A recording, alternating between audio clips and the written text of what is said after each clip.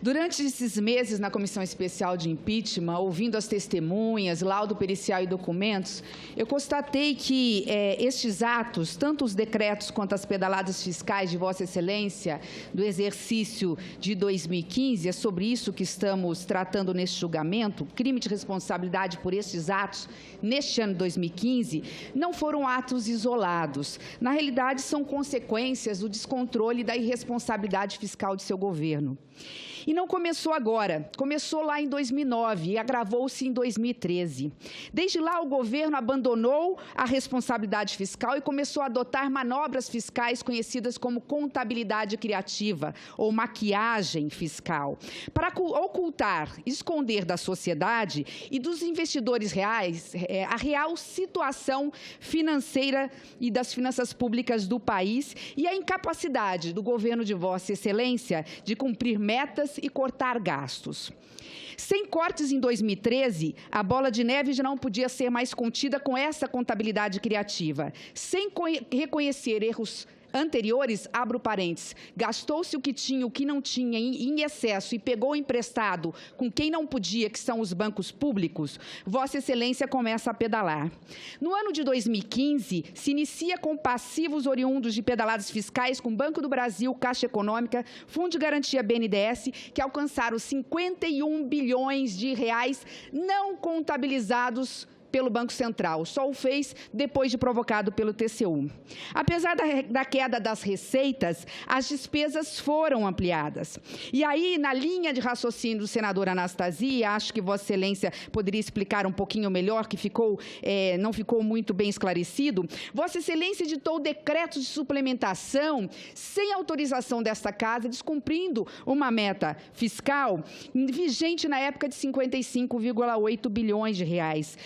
Trabalhou em cima de uma meta pendente de aprovação de 5,8 bilhões e, inclusive, alguns decretos empenhados. A conclusão que chego, tanto os decretos e pedaladas não foram meras operações contábeis ou isoladas. Fizeram parte de uma estratégia fiscal destinada a inflar artificialmente o resultado primário e continuar gastando recursos de que não dispunha e buscando recursos com quem não podia os bancos públicos.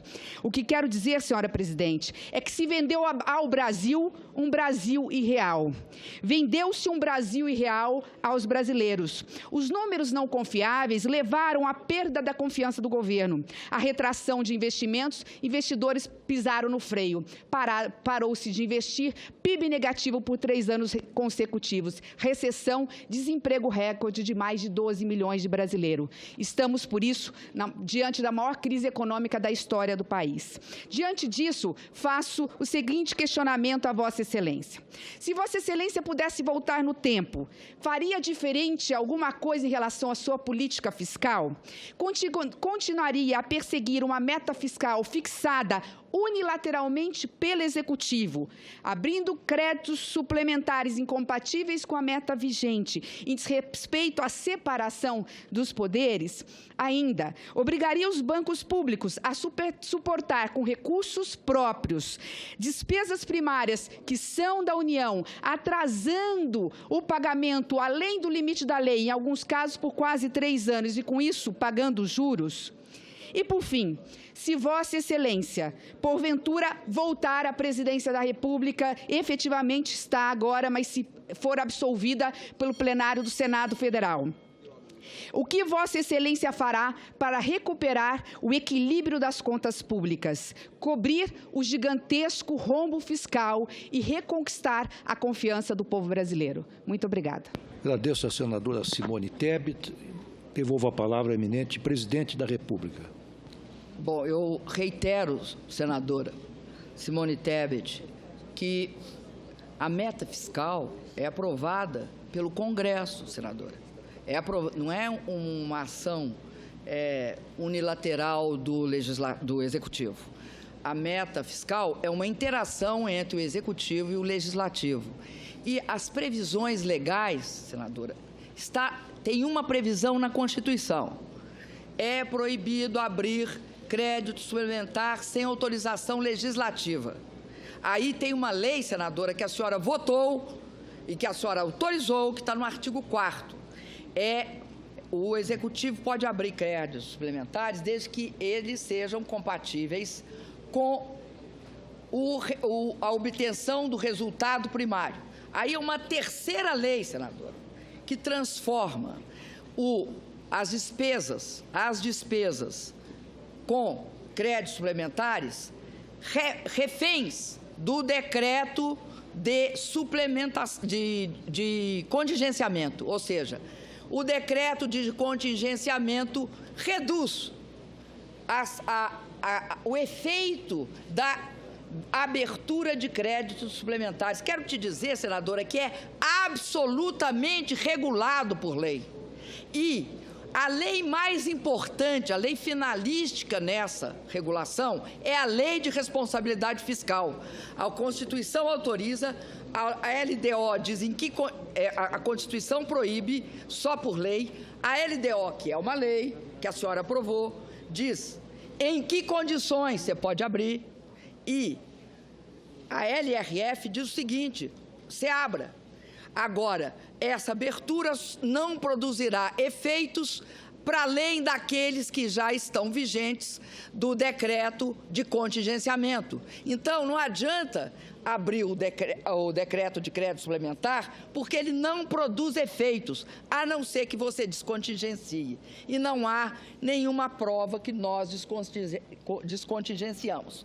Além disso, senadora, no caso dos bancos públicos, é impossível esta visão. Vocês estão criminalizando a política fiscal. Por que eu vou falar que vocês estão criminalizando a política fiscal? Porque, senadora, não foi o Brasil que passou por uma crise, senadora. Esta crise, a senhora falou que nós começamos a maquiar desde 2009. Não, senadora, desde 2009, nós começamos a enfrentar a maior crise que houve no mundo depois da de 29. O que foi feito em 2009 ao governo Lula, eu não espero que a senhora queira me julgar por governos anteriores, mas eu vou defender o que foi feito no governo Lula, porque eu concordo com o que foi feito. Em 2009, senadora, diante da maior e mais grave crise que o mundo enfrentou e que nós ainda não saímos dela, esta crise começa nos países desenvolvidos. É a quebra do Lehman Brothers que abre a crise.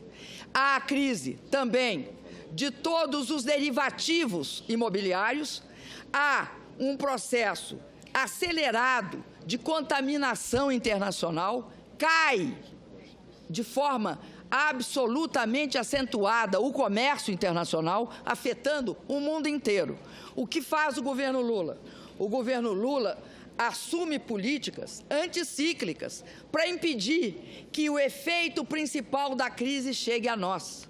Faz isso. Em 2010, nós temos uma significativa recuperação, mas a crise continua lá fora e continua forte.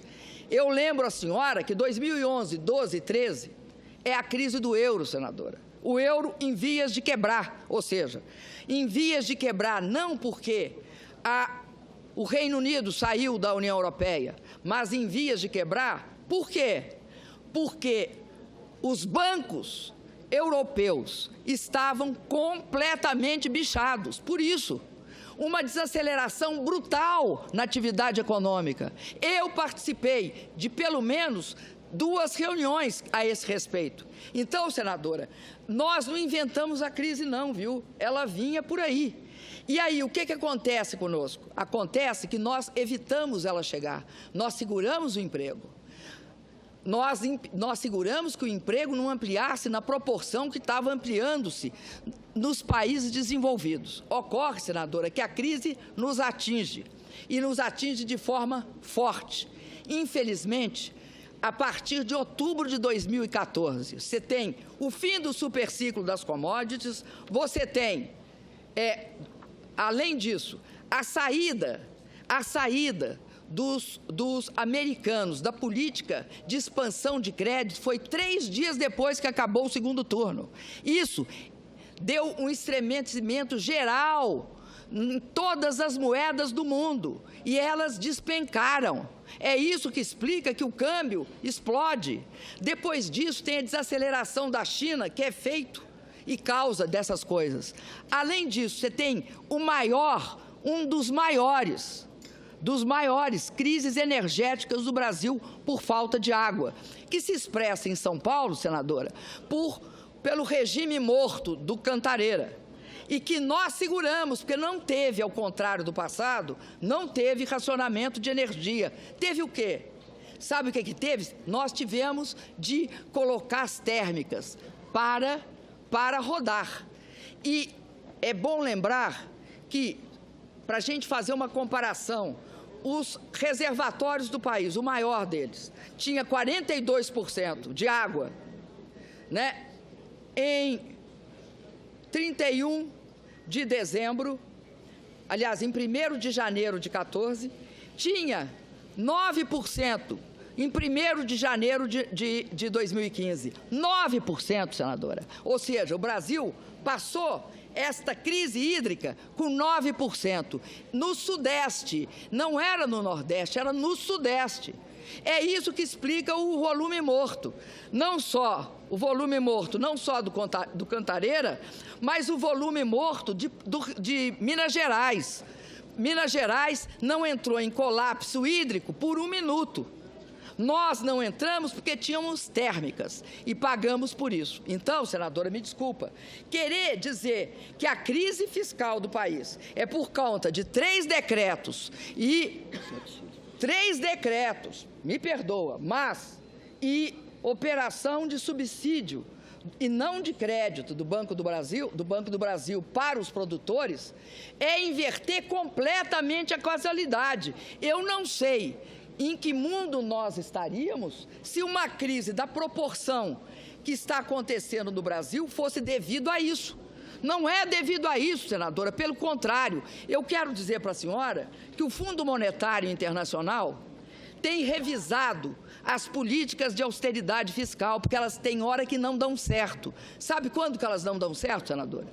Quando há uma queda violenta da receita. E aí eles estão criando nova geração de regras fiscais. É só acessar o Fundo Monetário que a senhora verá que é impossível superar uma crise da proporção das que nós enfrentamos só cortando. Em 2016, nós mandamos ao Congresso uma flexibilização para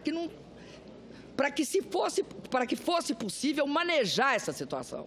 Eu não estou dizendo que é eu que estou adotando isso. Estou dizendo que esta avaliação das dificuldades com políticas fundamentalistas de austeridade fiscal, o que elas produzem no país? Elas produzem o quê? Elas produzem a queda. Agora, a mim espanta que no caso dos produtores rurais, principalmente naqueles estados dominantemente integrados e representados por produtores rurais, haja essa visão de criminalizar a política relacional do Plano Safra.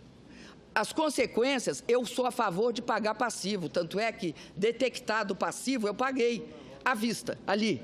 Fichamos, podíamos ficar discutindo parcelamento, pagamos o passivo. Preferimos pagar o passivo. Falaram, tem passivo, nós pagamos. Agora, eu quero dizer que continuem criminalizando o Plano Safra e as consequências sobre ele e sobre os recursos disponíveis vão ocorrer. É impossível.